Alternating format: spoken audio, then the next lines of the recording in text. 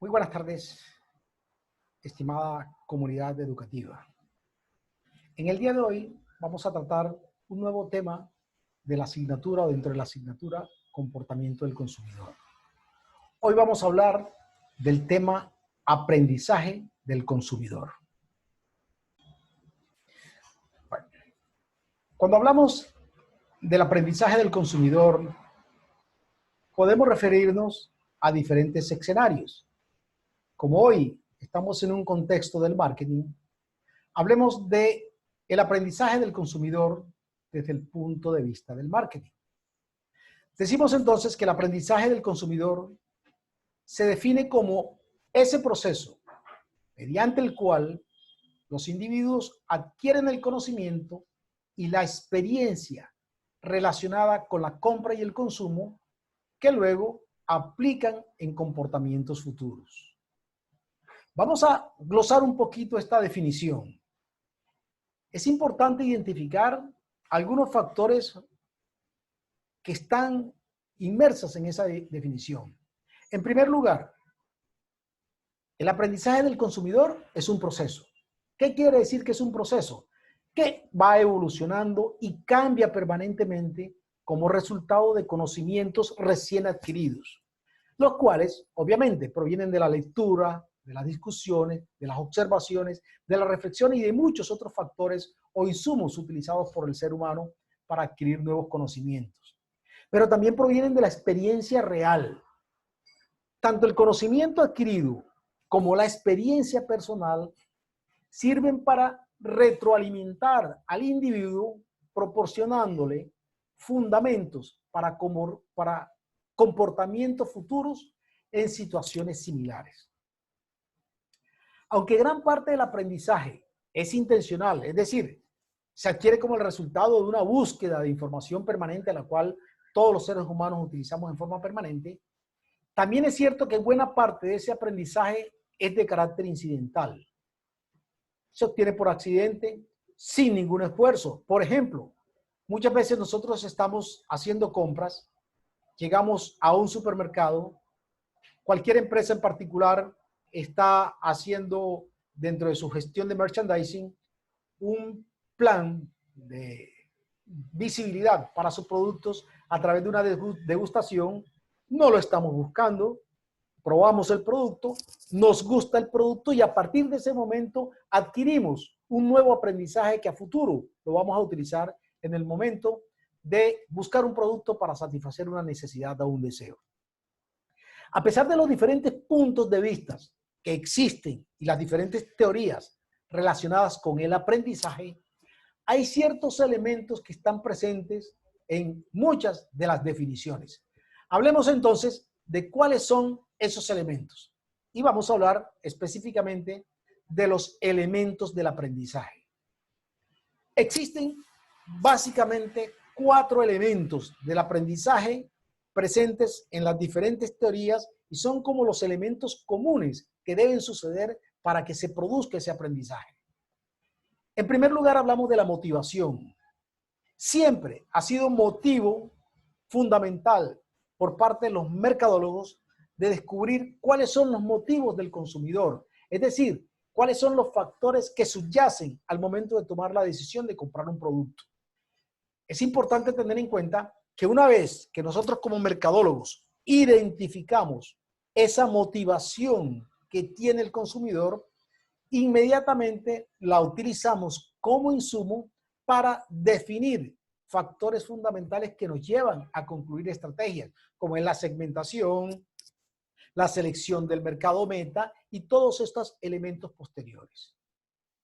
Las necesidades insatisfechas es obvio que producen cierta motivación. Esto estimula el aprendizaje, incluso dentro de las alternativas de búsqueda de la satisfacción de esa necesidad.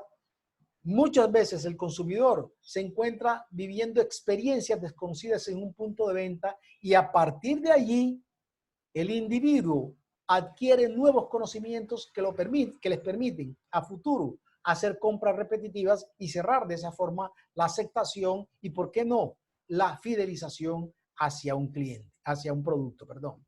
De igual manera, cuando no existe ningún interés, podría tener al frente toda la información que se nos pueda presentar, que si no es de nuestro interés, que si no genera esa motivación, sencillamente pasa desapercibida para cualquier consumidor. La segunda señal son los elementos. Si los motivos estimulan el aprendizaje, las señales de esos estímulos son específicamente los elementos que direccionan los motivos del consumidor. ¿Cuáles son entre las diferentes condiciones que pueden ser señales para estimular al consumidor? Los componentes o las variables del marketing. El mercado, el precio, el producto, los componentes de un mismo producto como son el empaque, el estilo, los esquemas de comunicación integrada de marketing, las exhibiciones atractivas que normalmente encontramos en los puntos de ventas. Cuando son consistentes todas esas señales con las expectativas que tiene el consumidor, sirven para direccionar los impulsos. Los mercadólogos nos preocupamos por tener muchísimo cuidado de ofrecer ciertas expectativas que estén alineadas con las necesidades del cliente. Es decir, siempre tratamos, como en una primera etapa del concepto del marketing, es conocer el mercado y conocer los deseos y las necesidades del consumidor. La idea del mercadólogo, donde se cierra cuando nosotros, una vez hemos conocido el mercado y los consumidores, establecemos esas señales para llamar la atención del cliente potencial, para poder estar más cerca del cliente potencial o del cliente permanente. El tercer elemento son las respuestas. ¿Qué son las respuestas? Cuando hablamos de las respuestas, nos referimos a la forma en que los individuos reaccionan ante un impulso o ante una señal.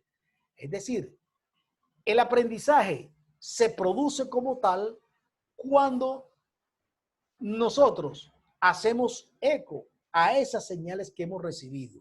Cuando por razones relacionadas directamente con las señales que nos ha emitido una empresa a través de las diferentes variables del marketing, tomamos la decisión de comprar un producto.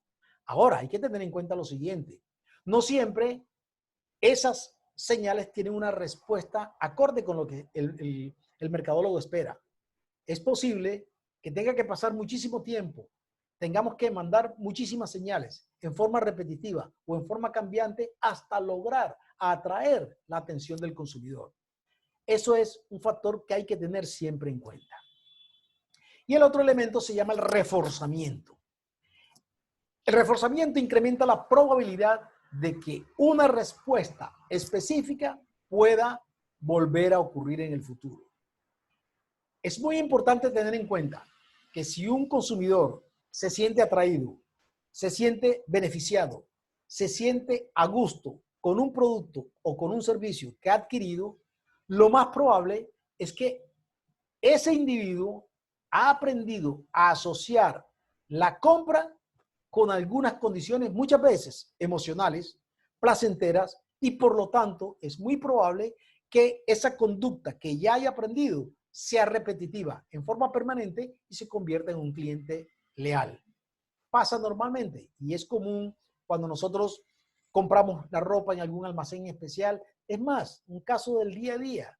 Si nosotros vamos a un restaurante, vivimos una experiencia agradable, es muy, pero muy probable que esa visita la volvamos a repetir, incluso no solamente para nosotros, sino acompañado de otras personas. Es decir, adoptamos comportamientos observables que están relacionados directamente con la lealtad del cliente.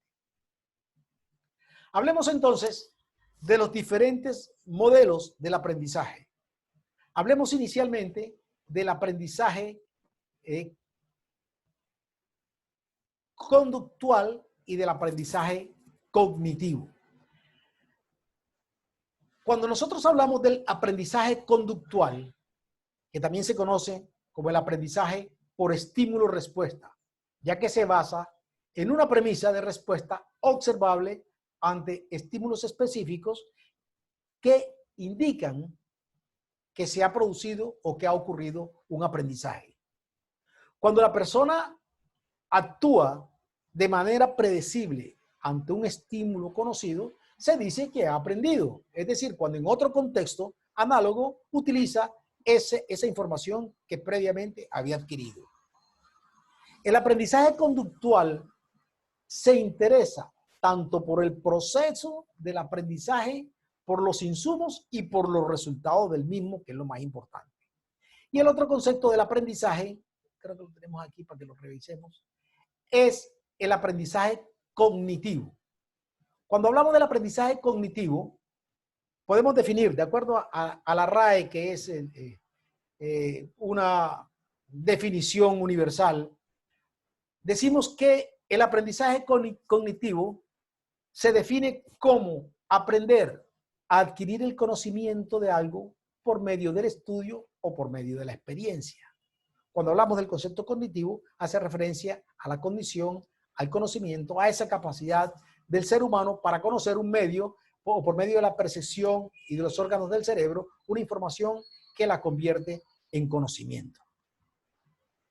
Hablar entonces del conocimiento clásico. Los primeros teóricos del conocimiento clásico consideraban a todos los organismos, ya sean animales o seres humanos, como una entidad relativamente pasiva a quien se podía enseñar ciertas conductas a través del proceso de repetición, es decir, del condicionamiento. En el lenguaje cotidiano, la palabra condicionamiento ha llegado a significar un tipo de reflejo, es decir, una respuesta automática ante una situación determinada, provocada por la exposición repetitiva o repetida de algún evento o de algún insumo. ¿Recuerdan ustedes, en algún momento de la formación, seguramente que escucharon o tuvieron la oportunidad de interactuar con el tema relacionado con Pavlov? Pavlov fue el primero que descubrió o que describió los reflejos condicionados y propuso un modelo general para explicar cómo ocurre el aprendizaje. Según la teoría de Pavlov, el aprendizaje condicionado se presenta cuando un estímulo que va asociado con otro estímulo y el cual produce una respuesta conocida. Veamos entonces en esta imagen que están viendo ustedes cómo se produce el principio de Pavlov relacionado con el condicionamiento clásico. Pavlov hacía sonar una campana. Inmediatamente después de hacer sonar la campana, colocaba una pasta de carne en la lengua de unos perros que tenía. Esta condición, esta acción, inducía a los perros a producir salivación. El aprendizaje o el condicionamiento se produjo cuando después de un número repetido muchas veces de sonar la campana y seguidamente de suministrarles el alimento, en la medida en que posteriormente Pavlov hacía sonar la campana, inmediatamente se inducía a la salivación de los perros. Los perros llegaron a asociar el sonido de la campana, teniéndolo como un estímulo condicionado, con la pasta de carne, que es un estímulo no condicionado, es una condición física, es un elemento físico que les proporcionaba su alimentación. Después de cierto número de repeticiones en que ambos estímulos se ofrecieron juntos, empezaron a tener la misma respuesta no condicionada, es decir, la salivación. Al oír el sonido de la campana, como si se le diera también pasta de carne, la respuesta condicionada a la pasta de carne se convirtió en la respuesta condicionada a la campana. Es decir, estaba asociado totalmente. En el tema del comportamiento del consumidor, un estímulo condicionado o un estímulo no condicionado se genera mucho cuando se manejan símbolos de la marca que son muy conocidos. Y ese es el trabajo que posteriormente como mercadólogo tratamos de inducir esa sensación, ese sentimiento, esa condición de aprendizaje cuando hacemos exposiciones repetidas de la marca ante nuestros clientes. Ahora miremos cuáles son las aplicaciones estratégicas en cuanto al concepto del mercado como tal, del marketing como tal. Consideramos entonces que hay tres factores fundamentales: la repetición, la generalización del estímulo y la discriminación entre estímulos. Cuando hablamos de la repetición, expresamos la repetición aumenta la fuerza, la condición de la asociación entre un estímulo condicionado y un estímulo no condicionado. Adicionalmente a eso, retarda el proceso del olvido.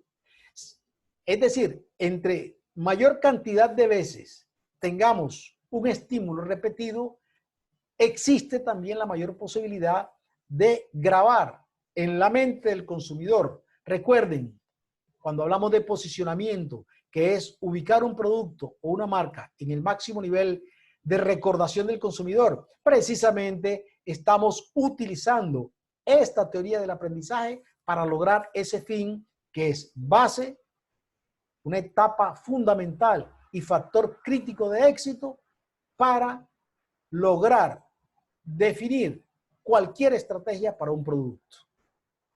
Ahora, hay un tema que también es muy importante y es que la repetición del estímulo también tiene un límite.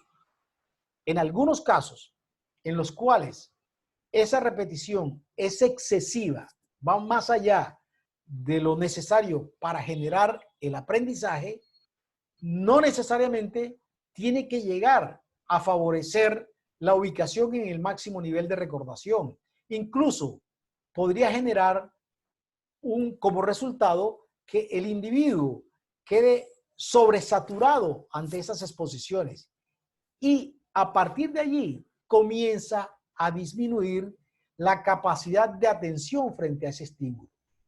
Es así como nosotros, como mercadólogos, tenemos permanentemente que estar atentos para evitar que ese desgaste, esa sobreexposición a un insumo genere efectos negativos, por ejemplo, en el uso de la publicidad. Como mercadólogos utilizamos una herramienta muy importante que se llama la variación cosmética. ¿Qué es la variación cosmética? Seguramente la han visto ustedes cuando normalmente se hace el lanzamiento de una campaña publicitaria o de un producto en el cual se presenta en forma masiva y permanente un mensaje publicitario a través de los diferentes medios, digamos la televisión como por ejemplo. Durante 1 o 2 semanas se comienza a utilizar el mensaje publicitario en forma constante. Llega un momento en el cual lo suspenden, lo dejan de pasar durante 1 semana y 2 semanas posteriormente lo presentan nuevamente. ¿Pero qué encontramos? Y es a lo que le llamamos la variación cosmética, que lo han recortado a la mitad. El fundamento principal de recortar esos mensajes publicitarios a la mitad es precisamente recobrar la atención que ya los consumidores potenciales habían perdido. Algunos expertos sostienen que tan solo se requieren 3 exposiciones de un anuncio ante el público para lograr captar su atención. La primera, para que los consumidores tengan conciencia del producto. La segunda, para mostrarle las conveniencias del producto. Y la tercera, para recordarle los beneficios y las ventajas. Esta trilogía es lo que se conoce como la teoría de los 3 impactos. En cambio, otros autores y otros mercadólogos consideran que se necesitan más o menos 12 repeticiones para lograr que esas 3 exposiciones básicas que se habla en la teoría que les acabo de mencionar genere la eficacia que nosotros esperamos. Es decir, que la cantidad de publicidad sea la que se requiere para lograr la plena atención del consumidor y por consecuencia los resultados que es realizar la compra. El segundo aspecto de las aplicaciones del condicionamiento clásico tiene que ver con la generalización del estímulo. El aprendizaje no depende únicamente de la repetición, depende también de la capacidad de los individuos para realizar generalizaciones. Es decir, cuando ese estímulo y ese aprendizaje que hemos adquirido, podemos extrapolarlo a otros escenarios donde los resultados van a ser los mismos. La motivación va a ser la misma, la de adquirir un producto. En el caso del experimento de Pavlov, Pavlov descubrió, por ejemplo, que los perros a los cuales o con los cuales él estaba haciendo el ejercicio eran capaces de aprender a salivar no solo al oír el sonido de una campana, sino también al escuchar otros sonidos algo similares, como por ejemplo cuando sonaban unas llaves. La generalización del estímulo es precisamente el factor que se utiliza o que utilizan los mercadólogos con algunos productos que son imitaciones de ese que se llama el yo también. Los consumidores muchas veces confunden con el producto original que vieron en un anuncio. Si ustedes se han dado cuenta cuando van a los supermercados, muchas veces cuando se habla de marcas propias o de productos que son genéricos, muchas veces intentan imitar los colores o las formas de las etiquetas o de los envases de los productos líderes en el mercado. ¿Para qué lo hacen? Porque ellos guardan la esperanza de que los consumidores confundan sus empaques con lo de la marca líder en el mercado y adquieran estos productos.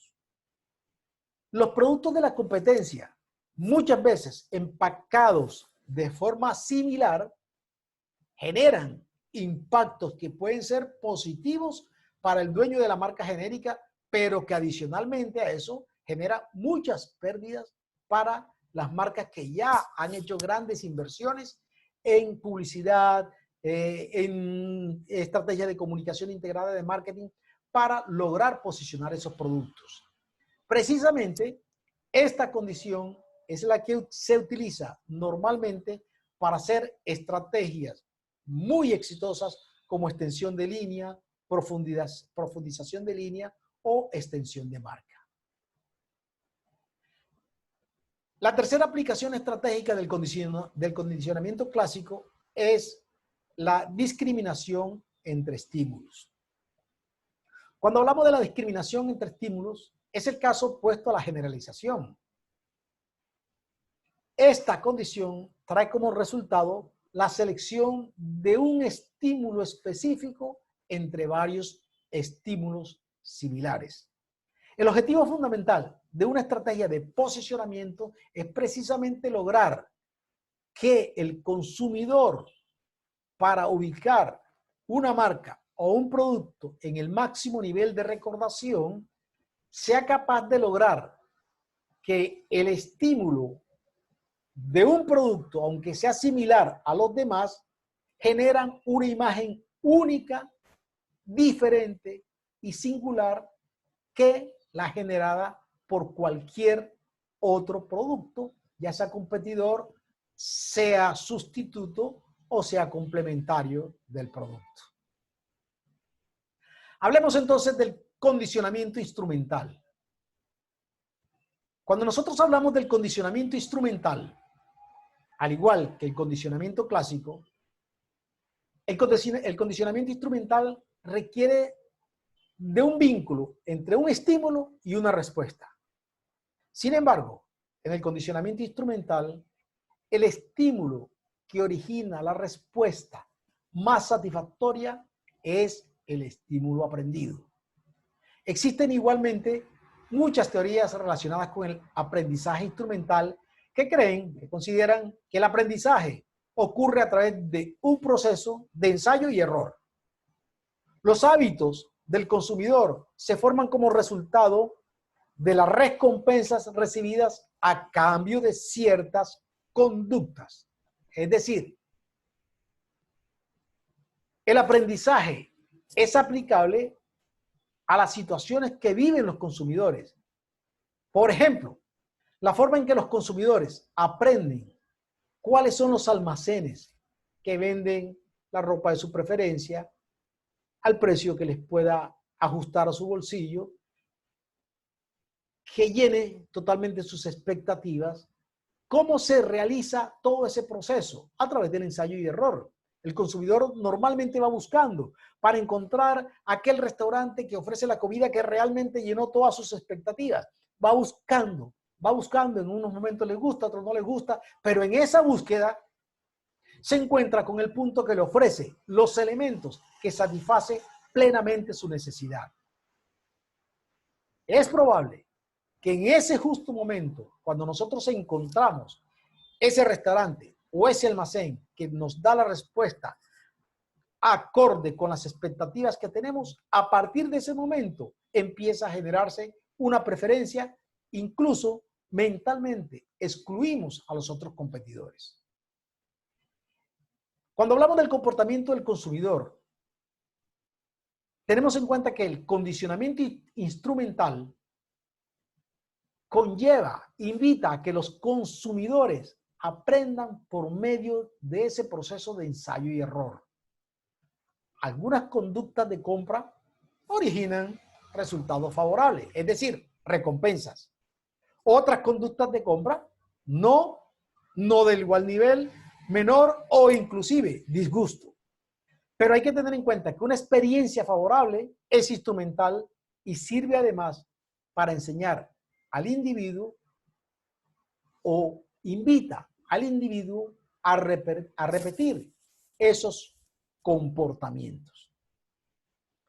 Ahora, dentro de ese mismo nivel, también se manejan los reforzamientos y hablamos de reforzamientos positivos o reforzamientos negativos. Cuando nosotros hablamos de que existen dos tipos de reforzamiento que inducen y mantienen y diferencian esos impulsos, hablamos inicialmente del reforzamiento positivo. ¿Qué es el reforzamiento positivo? Consiste en esos sucesos que fortalecen la probabilidad de una respuesta específica. Por ejemplo, nosotros, volvamos al mismo ejemplo que estamos utilizando, ¿verdad? Llegamos a un restaurante, encontramos el ambiente adecuado, el tipo de comida que nos gusta, el precio justo por la propuesta de valor que recibimos. ¿A dónde nos lleva esto? A que necesariamente o muy probablemente la compra o esta condición sea repetida en ese restaurante. Y como les decía hace un rato, no solamente vamos solos, vamos acompañados. Es decir, comenzamos a mostrar comportamientos observables que son sinónimo de creación de lealtad, de conformación o construcción de clientes incondicionales. El reforzamiento negativo es un resultado desagradable, totalmente contrario. Un resultado negativo que también sirve para establecer conductas específicas, ¿verdad? Por ejemplo, ustedes observarán que muchas empresas, sobre todo el sector solidario o del sector bancario, normalmente utilizan anuncios publicitarios en los cuales se advierte al jefe de la familia, al padre de la familia, acerca de las graves consecuencias que sufriría su familia en casos, por ejemplo, de que ellos dejaran de trabajar o en caso que tuvieran algún percance o, siendo más dramático, que murieran repentinamente. Este es el concepto que exhortan en las publicidades de este tipo de instituciones. Es decir, se ilustran elementos que puedan impactar. Miren lo que pasa, por ejemplo, en un tipo de campaña que son muy institucionales, para prohibir el consumo del cigarrillo. Normalmente, ¿qué se hace? Se ilustran unas imágenes totalmente desagradables, derivadas precisamente del consumo del cigarrillo. ¿Qué es lo que se busca? Motivar al consumidor para evitar las consecuencias negativas que pueden vivir o que pueden sufrir cuando compran este tipo de productos. Ese es entonces, jóvenes, el tema que hoy quería compartir con ustedes. El tema que quería que incluyeran dentro de los diferentes elementos que venimos manejando para conocer el comportamiento del consumidor y a partir de allí poder diseñar estrategias relacionadas con las variables del marketing. Recordando, pero muy importante que lo tengan en cuenta, las 3 fases para definir una estrategia de producto. Segmentar el mercado, seleccionar el mercado meta y posicionar el producto. Esta herramienta que acabamos de ver es de gran utilidad para lograr el posicionamiento del producto.